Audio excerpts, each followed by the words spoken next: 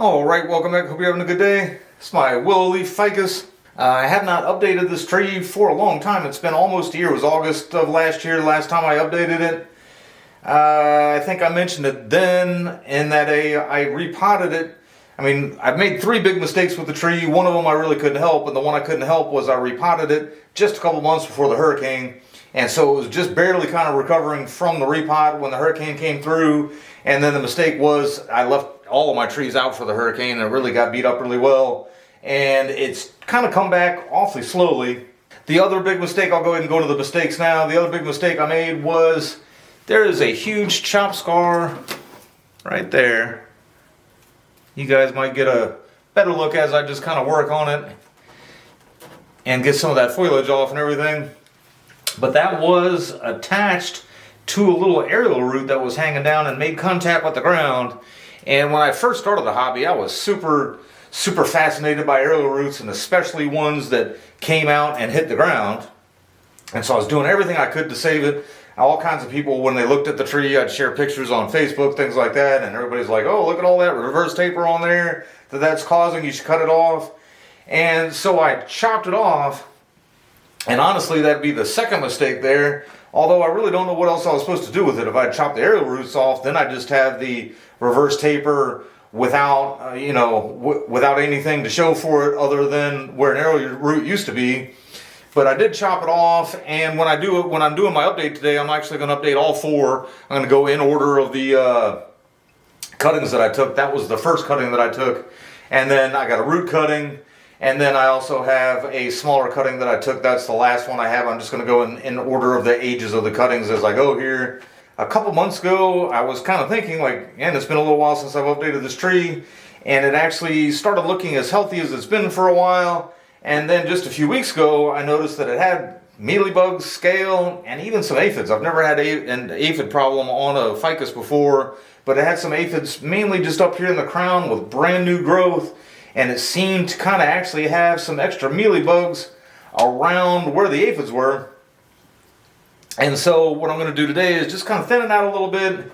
And then the plan's going to be is I have been taking all the aphids and mealybugs and scale that I see and just kind of rubbing them off with my fingers or blasting them with a garden hose. And then by the time school starts back up, if it's not healthy again, I'm probably going to go ahead and add in a systemic pesticide. I kind of advocate for not using that as much as possible. I mean, there are some times you got to do what you got to do. Free of pests by the time school starts back up. I may go ahead and get some wire on it before winter, which for me, I'd probably wait till October or so before I did anything like that. This I've always kind of considered being the backside. My hope is that perhaps when I thin it out here a little bit, kind of help airflow some, maybe get it a little more healthier. And the pests do seem to attack the weak trees a little more, like I said, except for within the really had a lot around the crown where it had like a big, huge growth spurt going there. But anyway, now when I come in and I'm going to thin it out here, I'm going to take care of the twigs that are growing straight down, backwards into the tree, and any other kind of funky looking branches that could not be fixed by wire. Sometimes you can fix them, this one here is kind of going back into that other branch, but eventually I could get some wire on it, kind of pull that down like that. So that's going to be the idea. Probably won't stop and say anything on some of these, and I'm just going to go ahead and work now and kind of keep my mouth shut.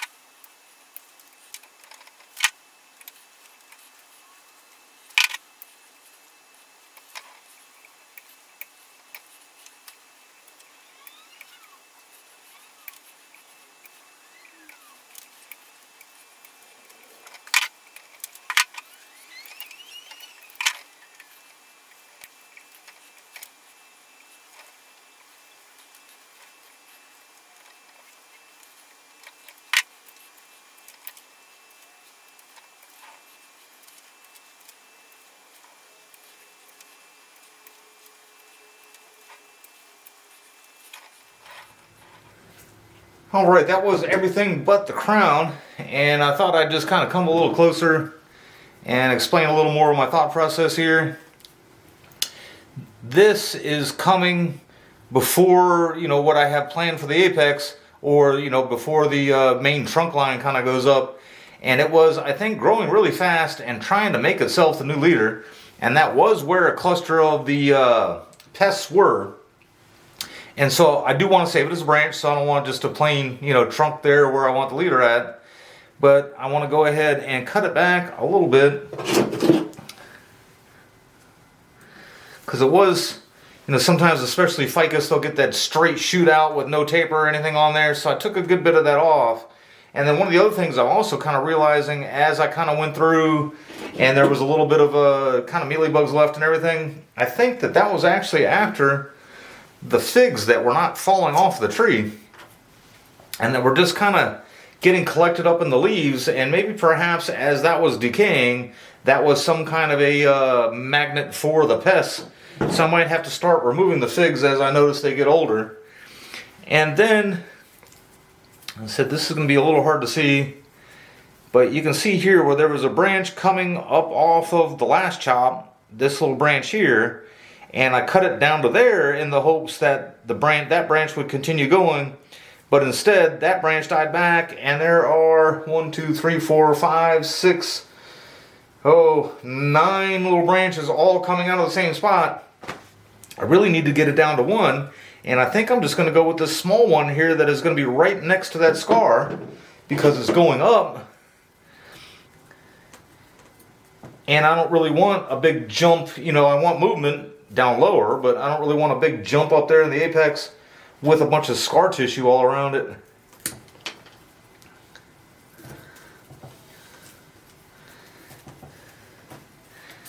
And it's too bad too, because some of those were actually growing out laterally kind of nice.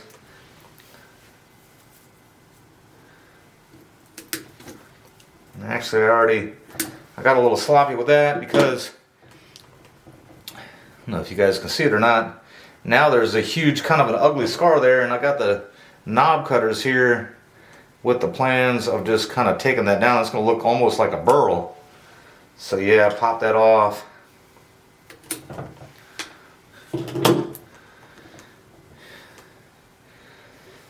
That way I cut this back so that this doesn't just try to become that, and I'm not even going to cut these leaves in half or anything. I hope that that momentum keeps going there, as I'd like to go ahead and heal that scar up, even though I'm under the impression these lower scars are going to take forever.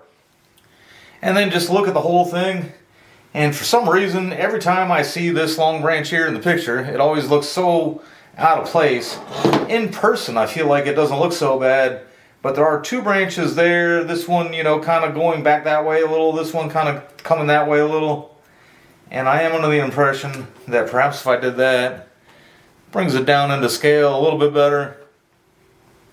And sometimes even from this angle here, it just looks like this is the skinniest part of the tree, when in all actuality, like from a different angle, it's really not. It's just there where that chop mark is. But that's what it's looking like without the without that big apex on there now. Look at the other side. Sometimes I think of some other fronts, if I could incorporate not having that scar in there somehow, but I've just been working it that other way, and none of the other fronts really make any sense. I think it would have to be that one. But anyhow, the first cutting I'm gonna get actually survived from this chop right here, and I'll show you in a second. Alright, so this is the cutting that came off that large sharp scar there. It's actually pretty funny. When this is probably about the 4th or 5th video I made. It's been in this pot now for just about exactly 3 years ago. It was June of 21. I actually have a video called Emergency Repot. One of the last videos I think I ever did using my phone. But I had it in a little cactus like pot, one of those little, like, I guess 1-inch, 2-inch pots. And I had it sitting in there just so I could take that whole chop and just set it there right on top of good bonsai substrate. And I noticed that it was only growing out of half, and then we had just had our first few thunderstorms, and I noticed that it was like kind of funky looking on the one side. And if you look at that video, sure enough, you'll see when I pull it out that the one side is completely rotted out. and that the other side is basically what this is now. And so not only did it survive off that huge chop, but it also survived after half of it rotting out after that. So I'm pretty happy with that. Depending on which way you look at it here, I mean, the only thing I'd be unhappy with is the fact that I got a good, I mean, I guess from this angle here, it'd be a left branch, and then I got a right branch and a right branch, instead of, you know, like a back branch or something else in there. I think I am going to at least wire just the 2 lower branches, and I think that's all I'll do today. I've got some movement in the apex, and, you know, if you guys can really see, got some movement there. Still has some wire scarring in there from where I had that wired before, but I do feel like even with that bigger tree, one of the biggest mistakes that I made was that I let those lower branches kind of lignify while they were still kind of looking straight up like that and everything. But the first thing I'm going to do is this branch has a straight up one off of it there. And then basically there's 2 branches coming off the end. And then every one of the rest of these would be a bar branch off of the branch. So I'm just going to, you know, and I'd say it with a tree this small, I'm just going to kind of randomly pick. Since I took that one off that side, I'll go ahead and take this one off this side. So then I've got them alternating rather than being bar branches with each other, and then it kind of bifurcates into just 2 branches there. So I'll keep both of those. And then over here, this one just has the 2 branches and then just one little twig there coming out of the top. That didn't even take much. I just basically rubbed that one off. And then just a little stray one coming straight down. This one has the 2 branches coming off of it. And then, like I said, now looking at it from this way, it would be right branch, left branch. There's ants all over this too. I just wanted to mention, I just see them as I'm working, and I actually found some outside. I found some rotting figs up in here, and I kind of fluffed them out. And I wonder if that is what the problem is with these, and then the ants or whatever get attracted to that, and then that's causing me some pests. Maybe instead of getting the wire on it, I might just go ahead and give this one a hard prune.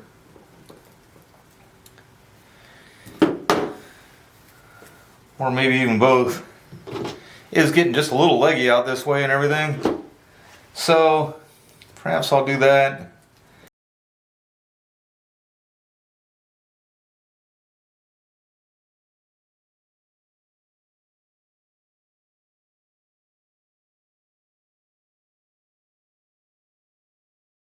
Now you can see the ants going wild. Whatever kind of pests they were eating or attracted to is probably gone now. Would like to go ahead and just kind of show, you can see Nabari, it's got a huge part of the stump coming this way, almost nothing coming off that side. Said it has been 3 years in here. Alright, just take a last look at it there with the wire on it.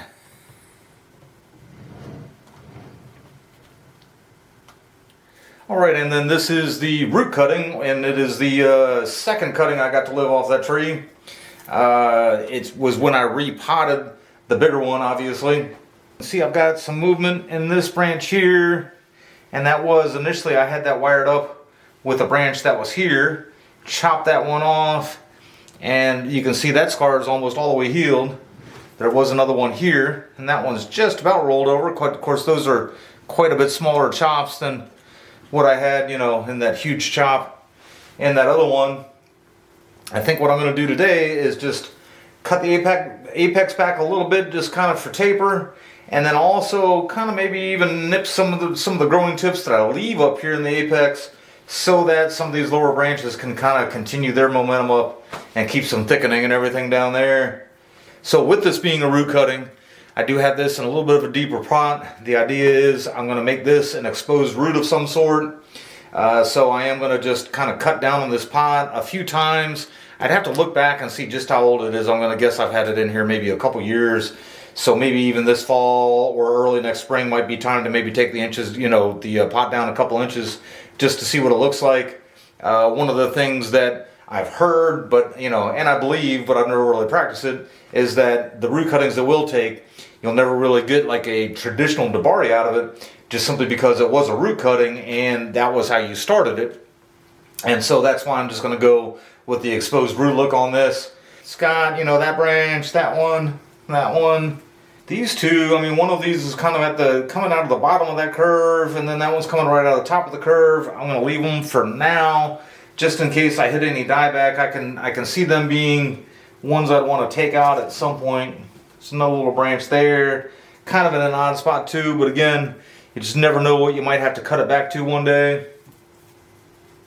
Wait, just a ton of ants on this guy too. And then there's basically, it's kind of splitting off into two apexes here. This one is going back that way. As much as you hate to say an S-curve, I wouldn't want to keep it going the same way there. So I'm going to take this one out.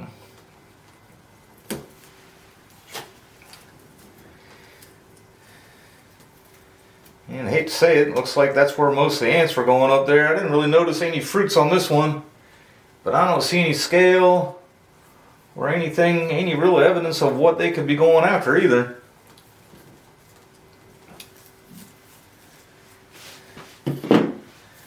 And then basically, I mean, that's it. And then because I do want to put some of the energy into those lower branches, I'm just going to come back and just get some of the longer ones here. And again, just trying to build some taper up in here too.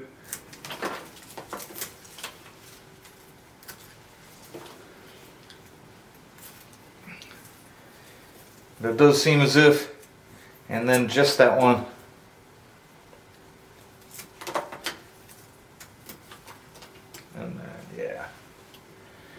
And again, not cutting any of those off, just trying to slow that down, let it push some more energy into those lower branches, try to balance it out a little bit. I mean, I can see this being a unique tree once I do expose the roots as for what it's going to look like. But I don't want to get too tall either. I do want these branches to stay on there, and I don't want them to be little spindly branches like that either. I'd like them to thicken up a little. So hopefully that helps some. If you have a sharp eye and a good memory, I don't think I did this part on camera or anything like that. I did take the video. I did take the cutting on camera. I'm just talking about this part I'm talking about. And that when I did it, I probably had this pot about halfway filled up with regular potting soil, so that I could just kind of, and that's another reason why it's leaning this way too, so I could just take it in there and rest it on the side. The idea is you just don't want any movement as it's trying to take root. Then, you know, I noticed it took root, and I was just going to kind of let it go, and I was going to wait until it looked like it needed a repot of some sort, take it out, trim the roots, and then try to either put it in something different or, you know, maybe just back in here, just depending on how it was. But I noticed it was staying way too wet, and it really wasn't looking all that very healthy either. And either I included that on the last video or I didn't, but what I did is I just pulled it up out of there and put 2-3 inches of good soil in the bottom, and then basically just kind of like let the potting soil kind of fall in there with it, just to kind of get it back in there. Looking much healthier now, really going at it. But the problem with it is that there are these two branches here, which are basically almost coming out of the same scar down below. These two here, which are basically bar branches with each other. And then all of this is about 4 branches coming out of the exact same spot on the pot there. So what I'm going to do is I'm going to have to pick one of these to take out, and I think I'm going to go ahead and I think my idea here is I'm going to take out this one, and basically out of those 4 I'm going to take out this one, and then these 2 are bars with each other, and this one's a lot bigger, so I'm going to take that one out so that I can leave these 2 that are about the same size.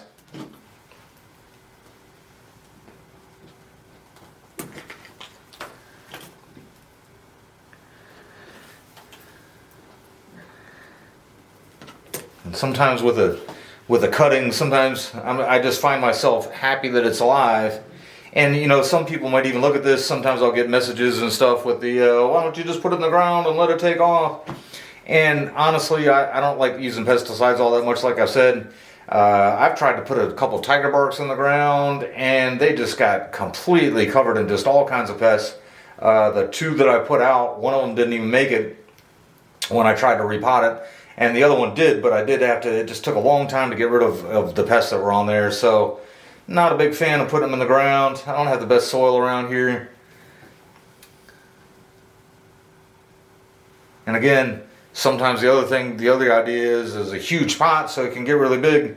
I'm actually trying to kind of turn myself into a little bit more of a shohin kind of a guy, because my back is starting to hurt. I went to Weigert's the other day to look at their clearance plants, and man, they had a couple in there that I really did want, but just in such big pots. I mean, you know, there's no way to put them in anything smaller.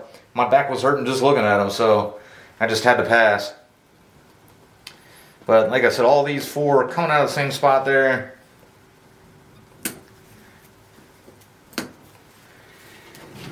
And I decided to leave this one just in the fact that one day, you know, as I try to make something of this, it'll come up out of there and have that main movement going that way. And then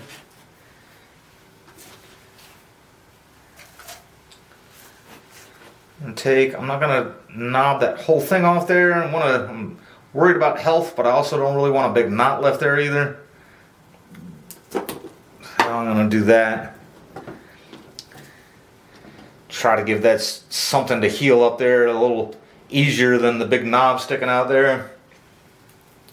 And then there's a part of me that wants to go ahead and cut this back a little bit. But then what I want to do now though is I want to let this just go so that it can start healing that scar up.